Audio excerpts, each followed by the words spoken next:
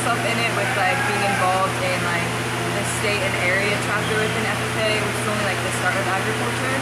It is not diverse at all, and it's not really welcome because there are like traditional values that really show up in every facet of agriculture.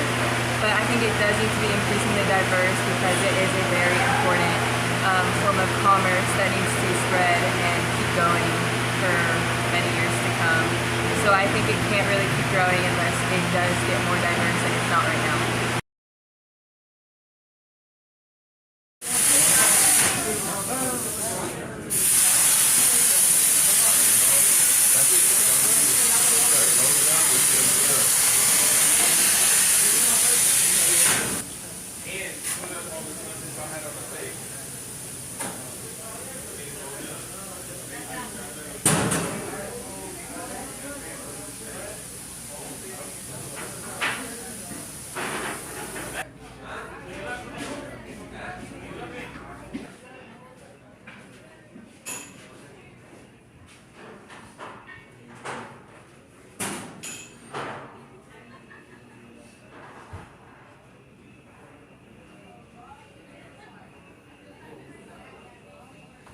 FFA is an organization that helps youth learn about agriculture, where their food comes from, leadership skills, and just educates them about the food supply, job skills, everything. I really don't believe it's diverse enough.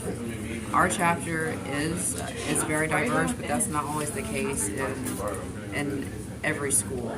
So I really do feel like FFA isn't really promoted enough in some schools to be able to get that diversity. So that's my hope in the future that we'll have a more diverse FFA. FFA is a student-led organization that is tied into agriculture classes.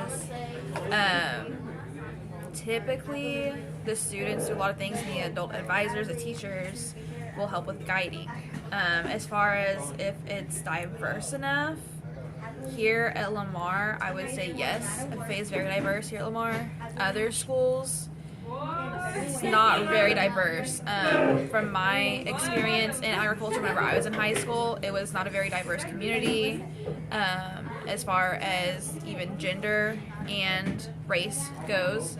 I think as a whole, if we look at the Texas population and how it's trending, Texas FFA needs to follow that and needs to become more diversified in its student population. FFA is about creating a community based on multiple different things, like, it's literally called Future Farmers of America. It's creating a community around farming and whatnot. And I don't think it is diverse enough, probably because people don't think that it's the right thing for them, and so they never even give it a chance. So there's not enough diversity. That's mostly because of just for people who do things like agriculture, farmers and shit like that, it's a predominantly white industry. Except for in the 1860s, that was not predominantly white. But nowadays, stuff like that is a predominantly white industry. Although if you look at at least in our school, there's majority kids who come from more urban backgrounds. You got black kids, Mexican kids, people who immigrated here like 3 years ago and hardly know English, who are active members right now in the shop. Locally, I think it's diverse enough. Nationally, you're going to see a lot more white kids than you are going to see for any other race.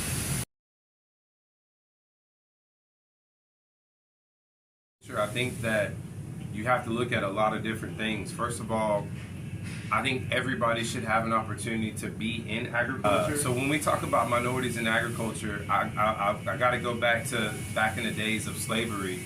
And I think culturally a problem that we have in our community is that people look at farming and ranching as dirty work, and it's not high-paying jobs. It's not a basketball player. It doesn't carry the glamour or the glory that it does if you were a doctor, a lawyer, a basketball player, a football player.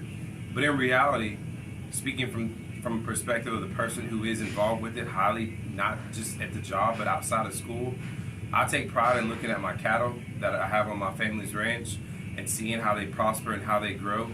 I take a tremendous amount of pride looking at the land and seeing how we've cultivated it and how we've made it better and better each year, even with struggles of drought, lack of rainfall, so forth and so on.